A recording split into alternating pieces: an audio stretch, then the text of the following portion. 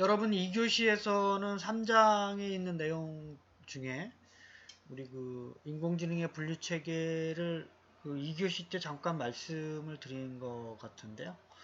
세 가지라고 그랬죠. 룰 베이스드가 처음에 그 인공지능 어떤 알고리즘의 시초를 이제 그 시작을 했고, 뭐 동시대의 그 연구를 우리가 뉴럴 네트워크라고 하는데, 사람의 사고하는 어떠한 그 체계적인 방법을 컴퓨터에 적용하기 위한 연구가 같이 시작은 됐어요.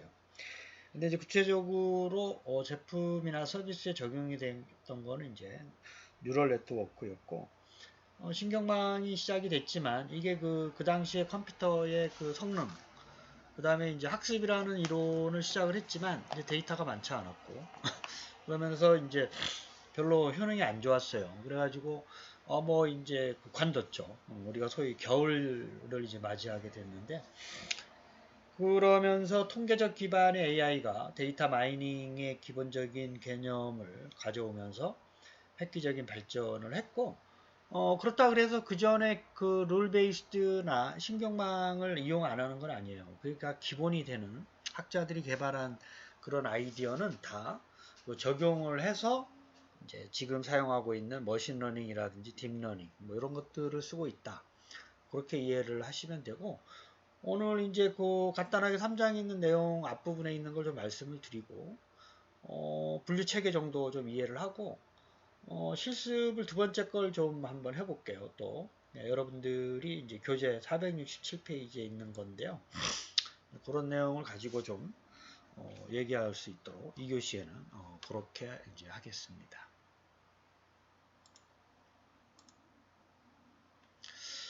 그래서 3장에서는 분류 체계, 이제 앞으로 다음 주에 이제 연구가 이제 최근에 어떻게 이루어지고 있느냐.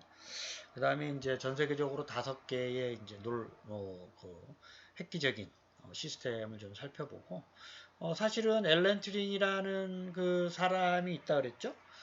그 여러분들이 혹시 시간이 좀 되면 뭐 이미테이션 게임이라는 영화가 있어요. 이미테이션 게임. 이미테이션? 인가요? 이미테이션 게임인지 이제 정확하게 어쨌든 이미테이션. 흉내내는 거. 그래서 이제 그 양반의 일대기를 그린 영화인데요. 꼭 한번 좀 시간이 되면 저도 한 2번, 3번 정도 본 것 같은데요. 어쨌든 좀 보시고, 앨런 튜링이라는 사람이 어쨌든 그 당시에 그 컴퓨팅이라는 그 어떠한 개념이 앞으로 그 중요하게 될 것이다. 사실은 이 사람이 이제 수학자였어요. 수학. 프린스턴 대학에서 공부한 걸로 제가 아는데, 어쨌든 좀 괴짜이기도 하면서 어쨌든 수학적인 그 어떤 마인드에서 영국으로 넘어가서 독일하고 2차 세계대전 당시 그 독일의 애니그마 시스템이라고 그러는데요. 그 암호를 해독을 했어요. 그래서 상당히 많은 사람을 이제 인명을 살렸죠. 근데 이제 뭐 좀 정치적인 좀 이제 그 배경이 좀 있는데, 어쨌든 영화를 보면 좀 알 수가 있어요, 여러분들이. 그래서 이제 그런 내용하고, 그 앨런 튜링 테스트라는 게임이 지금도 구글에서 주체가 돼가지고 해마다 열리고 있어요. 그래서 그거 좀 살펴보도록 하고, 3장에서. 그래서 뭐 일자리 문제가 된다 하지만 고부가 가치적인 일자리를 새로 창출할 수가 있다. 라는 제 개념의 얘기가 아마 3장에 있을 겁니다. 그래서 사실은 이제 우리가 그 인공지능을 어떻게 구분을 했냐 하면, 이렇게 구분을 했잖아요. 지난 시간에. 그래서 1950년 당시에 그 규칙 기반 AI와 신경망 기반 AI가 사실은 같이 출발했어요. 근데 요거는 이제 좀 학자들이 연구를 했고, 요게 이제 구체적으로 미국에서 지원금을 주면서 좀 개발을 좀 이제 했던 제품들이고, 지금도 이제 규칙 기반 AI 시스템을 운영하는 데가 많아요. 어떠한 그 게임 같은 거, 이제 카드 게임 같은 경우는 이미 그 있는 어떤 뭐 52개의 카드 중에 어떤 확률적으로 가장 높은 가능성을 생각을 하고 내가 결정을 하는 거이기 때문에, 그런 경우는 상당히 효율적인 게임, 컴퓨터 나와 게임을 하면 나라는 거를 인공지능으로 개발을 해서 컴퓨터나 게임하는 걸 이길 수 있는 정도까지 개발을 했어요. 그 카드 게임 같은 경우는. 근데 이제 바둑에서는 이게 적용하기가 쉽지 않죠. 그래서 이게 이제 뭐 그 효율적으로 하기 위해서 신경망 기반이 나왔고, 이런 것들이 다양하게 어우러지면서 머신러닝이라는 게 나왔고, 그러면서 이제 딥러닝이라는 게 좀 나오고 뭐 이렇게 되는 겁니다. 그래서 여기 있는 것들을 이제 앞으로 좀 알고리즘을 살펴볼 거예요. 머신러닝, 뉴럴 네트워크, 베이지안, 그 다음에 요게 HMM이라는 게 히든 마코프 모델이거든요. 마코프. 현재 상태에서 다음 상태를 확률적으로 예측하는 효율적인 그 마코프 체인이 있어요. 마코프 모델이 있어요. 그 다음에 서포트 벡터 머신, 이걸 분류하는 건데요. 이미지를 보고 과일이냐 채소냐 뭐 이런 것들, 고양이냐 강아지냐 뭐 이런 것들을 할 수 있는. 그 다음에 이제 그 신경망 기반에서 딥러닝이란 딥 뉴럴 네트워크라는 게 나오고, 그래서 이게 이제 딥러닝이라는 게 어떠한 그 머신러닝 안에 있는 개념으로 좀 이해가 되는데, 보통 학자들이 얘기하는데, 그러면서 요 그 최근에 쓰고 있는 게 통계적 AI가 많이 써요. 그래서 여러분들이 수학이나 통계를 좀 배울 수 있는 기회가 되면 이거 배우면 상당히 그 인공지능 알고리즘 이해하는 데 많은 도움을 줄 수가 있습니다. 자, 그러면 이제 룰 기반 인공지능 한번 볼까요? 룰 기반이라고 하는 게 말 그대로 규칙인데, 뭐 쉽게 얘기하면 어떠한 그 규칙을 사전에 다 정의를 해놔요. 어떤 경우 어떻게 해라. 어떤 경우 어떤 경우 어떤 경우는 어떻게 해라. 어떤 경우 어떤 경우 또는 어떤 경우인 경우 어떻게 해라. 뭐 이런 것들을 이제 소위 이제 전문가 시스템이라고 하는데, 이런 상황에선 요거다라는 거를 수학적으로 좀 이제 기호나 뭐 논리적으로 이제 적어서 그거에 맞게끔 그 프로그래밍을 하는 거죠. 이제 그 당시 초창기 리스비나 프롤로그 같은 그 언어들이 이제 요 개발 언어로 많이 썼었는데, 그 다음에 포트란이나 뭐 이런 게 코볼 이런 게 막 그 처음 나오기 시작할 때니까 그 인공지능 전문 규칙 기반 인공지능 언어가 개발돼서 사용이 됐었어요. 근데 요즘은 이제 뭐 쓰진 않지만, 그래서 그런 노력도 있었다 이런 얘기죠. 그때 이제 그 메카시라든지 존 메카시, 민스키, 사이먼, 유엘 이런 사람들이 초창기에 규칙 기반의 그 인공지능을 이제 제안을 하면서 수학적인 증명, 자연어 처리에 좀 이제 관심을 가졌었고, 문제 해결, 이제 게임 같은 데 많이 썼었어요. 체스 게임, 뭐 카드 게임, 있죠? 그런 데 많이 썼었고, 의사결정, 기업에서, 그 다음에 전문가 시스템, 있죠? 이런 것들을 개발해서 사실은 초창기에 좀, 그 인공지능 연구하는 분들은 아마 이런 공부를 좀 많이 이제 하셨어요. 그래서 이제 그 인공지능은 어떤 규칙을 이용해서 어떤 추론하는 거에 이제 주안점을 놓고 학습은 하진 않았어요. 그렇죠? 그 학습은 이제 뉴럴 네트워크에서 좀 했었고, 초창기에 이제 패턴 인식을 많이 적용을 했었던 그런 사례들이 많습니다. 같은 시기에 신경망이라는 걸 연구를 했는데요. 이게 그 퍼셉트론이라는 이론을 처음 제안한 로젠 블럿이라는 사람이 이제 시작을 했는데, 그래도 전문가 시스템보다 좀 복잡하지만, 복잡해서 좀 오래 걸려요. 판단하는데. 그래서 이제 좀 사양기에 접어든 계기가 됐는데, 이게 퍼셉트론이라는 게 어쨌든 인간의 그 신경망, 뉴런이라고 하는데, 그 뉴런 안에 그 신경물질 전달을 하는 매개가 퍼셉트론이에요. 퍼셉트론. 거기서 이제 이름을 따와가지고, 의학용어인데, 따와가지고 이 양반이 퍼셉트론을 이제 개발해가지고, 그, 아까 그 어떠한 그 전문가 시스템보다 그 어떤 학습이라는 이론을 이제 통해서 효율적인 어떠한 그 추론을 할 수 있는 계기가 됐지만 너무 오래 걸린다 이거죠. 그렇죠? 그리고 아마 데이터가 많지 않았죠. 그래서 어떤 주어진 데이터의 학습을 어떻게 하느냐가 성능을 좌우할 거라는 건 당연한 거잖아요. 그래서 그런 학습 데이터의 비효율성, 그 다음에 이제 너무 오래 걸려요. 그러면서 사양기에 접어든 계기가 됐다. 하지만 이 양반이 제안한 요 인공지능적 개념이 아직도 쓰고 있어요. 이게 이제 그 중간에 히든 레이어라는 어떤 인공지능망 계층을 더 추가를 해서 이제는 이제 컴퓨팅 파워가 이제 그 감당을 해주고, 그 다음에 데이터도 많아지고 하니까 성능이 좋아지는 거죠. 그렇게 되는 겁니다. 그래서 그 프로퍼게이션 알고리즘도 이거 유명한 알고리즘이에요. 역전파, 백 프로퍼게이션. 들어가서 다시 한번 생각해 보는 거죠. 그래서 이제 머신러닝의 기본적인 배경이 됐었던 거고요. 그 다음에 컴퓨터 처리 속도가 빨라지면서 알파고가 그 획기적으로 인간을 앞질 수 있는 가능성을 열어준 거죠. 그래서 이제 그 딥러닝의 기반이 되는 이론이에요. 신경망이라는 게. 나중에 이제 그 이게 어떤 식으로 간단하게 구동이 되는지는 이제 다음에 좀 살펴보도록 하겠습니다. 근데 이 그림을 여러분들이 한번 그 이해를 좀 하셔야 돼요. 아까도 말씀드렸지만 이게 이제 인공지능을 공부했다 그러면 인공지능이라는 게 도대체 뭐야? 어떻게 분류가 되는 거야? 하는 정도는 여러분들이 이 그림을 좀 가지고 설명할 수 있으면 좋겠어요. 그렇죠? 그래서 뭐 사실 앨런 튜링이라는 사람이 시작은 했지만 그 양반은 이제 인공지능이란 말을 안 썼고 그래서 다트머트에서 10명의 학자들이 모여서 고민한 게 이제 AI였고 그럼 뭘 만들까 하다가 엑스퍼트 시스템을 한번 만들어 보자. 그래서 룰 베이스드 기반의 AI가 시작이 됐고 그 존 메카시라는 사람이 이제 신경망 기반의 AI를 이제 좀 아까 존 메카시가 아니고 아까 이름이 저기 힌트는 딥러닝이고요. 이제 몇 사람은 좀 로젠블럿, 로젠블럿은 신경망. 그 다음에 규칙 기반은 이제 존 메카시. 이 정도로 좀 그래도 사람 이름 알아두면 존 메카시, 그 다음에 로젠블럿, 그 다음에 힌튼. 요즘 딥러닝의 힌튼. 그 정도의 사람은 좀 이제 외워두시고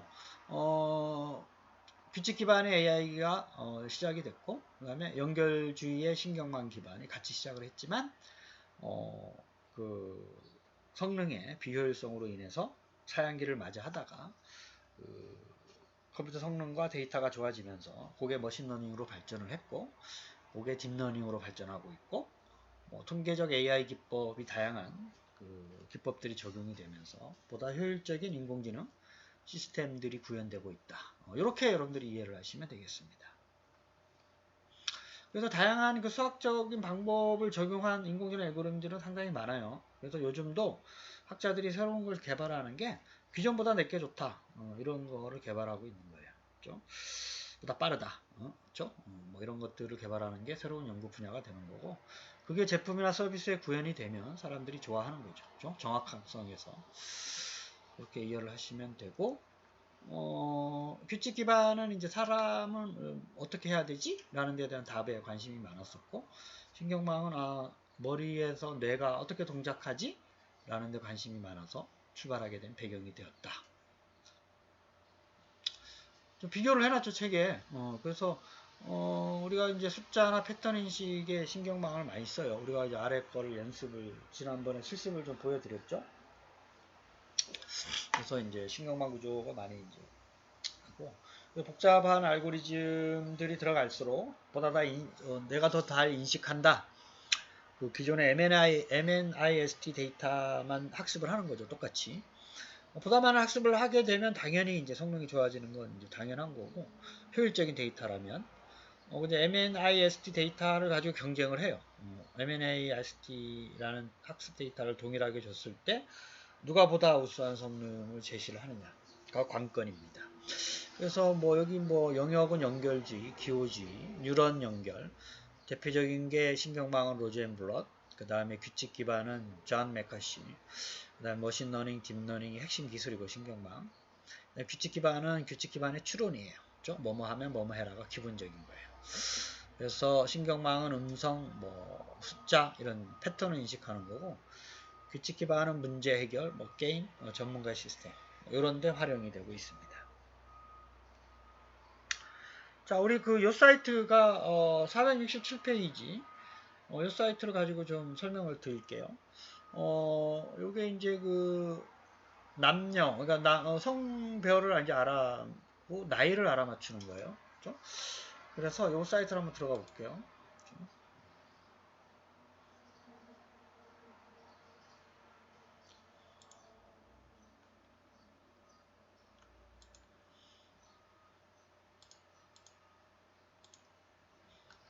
그래서 이제 여기 보면 이제 요 사진 한번 볼까요? 요 사진은 여기는 이제 남성이 있고 여성이 있잖아요. 그래서 요거를 사용하면 이렇게 이제 이렇게 남성은 이렇게 31살 정도 되는구나. 얼굴을 이제 가지고 보통 얼굴을 가지고 나머지는 이제 분석하지 않고 그 다음에 여성이면서 31살이구나 이렇게 알아맞추는 거고 한번 다른 사진을 할 때는 use your own photo 요거 한번 여러분들 한번 보세요. 여러분들 사진을 가지고 제 거 한번 볼까요? 몇 개 사진을 좀 갖다 놨는데요. 요 사진 한번 볼까요? 먼저 이렇게 해서 요거를 이제 보면 56세, 21세, 여성 37세, 뭐 정확하진 않겠죠, 그렇죠? 그 다음에 또 다른 사진 한번 볼까요?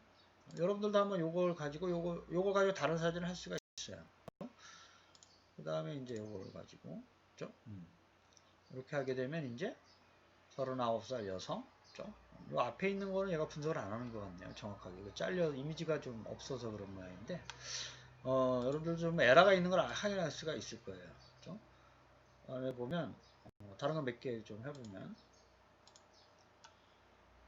27세, 46세. 이게 저가 이제 이것도 좀 맞지 않은 건데, 그렇죠? 그래서 어쨌든 이제 이렇게 할 수가 있어요, 그렇죠? 이미지 인식 기술을 써가지고 그 다음에 이 지금 노주현 배우죠. 이분이 71세가 맞는지 모르겠는데 어쨌든 요게 이제 요 이미지 가지고 요 주름살이라든지 이게 선글라스 껴도 정확하게 좀 알아맞추고 계시네요. 그렇죠? 요거는 또 앞에 이미지가 정면이 아니라서 좀 이제 보여지지 않는 것 같고 그 다음에 강아지를 한번 해볼게요. 강아지를 제대로 할 수 있는지 모르겠어요. 좀 이렇게 얘는 이제 사람이 아니다라는 걸 couldn't detect any face 사람이 아니라는 걸 알고 있는 거예요. 그렇죠? 그 다음에 예전에 그 제가 고등학교 졸업 사진을 한번 갖다 놨는데 흑백인데 한번 볼까요? 요것도 좀 에러가 심하죠. 그렇죠? 그래서 이게 어쨌든 흑백 이미지라서 그럴 수도 있겠지만 그래서 이제 요거를 나는 보다 더 정확하게 맞출 수 있다라고 하는 게 요거를 정확하게 맞추는 거죠. 실제 나이하고. 그래서 보면 요게 페이지 소스 보기를 해도 여기가 여기 보면 요 코드 같은 게 여러분들이 확인할 수가 있을 거예요. 그렇죠? 그래서 구체적인 소스는 여기 이제 들어가 보시면 확인할 수가 있고 그래서 요거 같은 경우도 이제 이렇게 하게 되면 이제 아마도 이제 이 사람네들이 좀 제안한 거는 아마 그래도 비교적 정확한 거를 확인할 수 있겠죠. 그래서 이렇게 그래서 정면에서 좀 이제 사진 촬영을 하고 그 다음에 이미지가 정확하면 할수록 정확도는 높아질 거예요. 그렇죠? 이게 이제 이렇게 주름살이 있음에도 불구하고 정확하게 맞추는 것 같아요. 그래서 이거를 여러분들이 한번 10개의 그 사진을 가지고 여러분 가족 사진이나 아니면 실제 이게 책에 있는 예제가 요 예제 가지고 지금 아마 하신 것 같은데 한 것 같은데 467페이지에 보면 맞죠? 11살 남성 41세 37세 여성 11세 여성 그래서 사실 뭐 10개 가지고도 정확한 이 시스템의 알고리즘의 정확도를 알기는 힘들지만 한 100개 정도 여러분들이 좀 그래도 잘 찍힌 거예요. 여기 보면 대부분의 예제들은 이렇게 정면에서 칼라로 찍힌 거죠. 그렇죠? 그래서 아마 흑백은 내가 보니까 좀 에러율이 좀 높은 것 같은 생각이 좀 들고요. 물론 여러 개 좀 해봐야 되는 거지만 재미있는 연구를 할 수가 있어요. 이걸 가지고 이 사람이 제안하고 있는 알고리즘이 어느 정도 성능이 좋은가를 분석을 하고 내가 한 거는 요 사람이 제안한 것보다 더 잘 알아맞춘다 라고 하게 되면 여러분들이 제시한 알고리즘이죠. 이것도 이제 어떤 알고리즘이 있어요. 그렇죠? 그래서 여기서는 소개를 안 하고 있지만 뭐 신경망을 썼든지 아니면 이미지 인식 관련된 컨볼루셔널 뉴럴 네트워크라는 게 있어요. 컨볼루셔널 지난 시간에 봤었던 CNN 가지고 보통 하는데 그것보다 내가 성능이 이 사람이 100장의 사진 그렇죠? 그리고 이제 다양한 어떤 뭐 측면 각도 뭐 이런 것도 넣어서 예측을 정확하게 누가 잘 하느냐가 이제 요런 거를 관련해서 연구하는 사람들이 주로 관심 분야예요. 그래서 좀 이제 여러분들이 좀 시간이 가능하다면 요거의 성능을 좀 분석을 할 수 있으면 좀 좋은 거죠. 그리고 더 좋은 거는 개발자들의 역할인 거지만 좀 새로운 알고리즘을 또 고민해보는 그런 거를 할 수 있으면 더욱 그 좋은 계기가 될 수가 있습니다. 그래서 지난 시간에는 이제 텍스트 숫자를 인지하는 걸 말씀을 드렸었고, 이번 시간에는 요 사진을 보고 남성이냐 여성이냐, 그 다음에 그 사진 속에 있는 게 몇 살 연령대가 이제 어느 정도인가, 그렇죠? 그래서 그거를 알아맞추는 그 실습을 이제 한 거고, 그래서 이 사이트를 여러분들이 반드시 한번 좀 이제 들어가 보시고, 그 다음에 다시 한번 좀 시간이 좀 남아서 말씀을 이제 드리지만, 여기에 나와 있던 요 그림은 반드시 뭐 연도는 대충 50년대, 뭐 80년대, 그죠?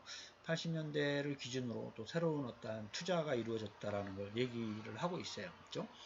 그때 이제 시작이 됐지만, 뭐, 이게 사람들이 막 관심을 갖고 하다가, 뭐 별로 성능이 안 좋네. 아우, 시간이 너무 오래 걸리네. 그 다음에 이제 뭐 쉬었다가, 새로운 어떠한 그 컴퓨팅 파워를 가지고, 새로운 또 알고리즘을 가져서, 아, 이제 괜찮아. 이러면서 다시 사람들의 세간에 이제 관심을 갖다가, 2016년도였죠? 2016년도에 알파고, 15년 말부터 16년도에 이제 알파고가 나오면서, 그 전에 사실은 이 외국이나 해외에서는 상당히 많은 도전이 있었어요. IBM 왓슨을 이제 그 저기 중심으로 해가지고 체스 게임, 그 다음에 뭐 퀴즈쇼 게임, 그 다음에 뭐 의료 분야에 상당히 많은 연구 개발들이 있어 왔어요. 그죠?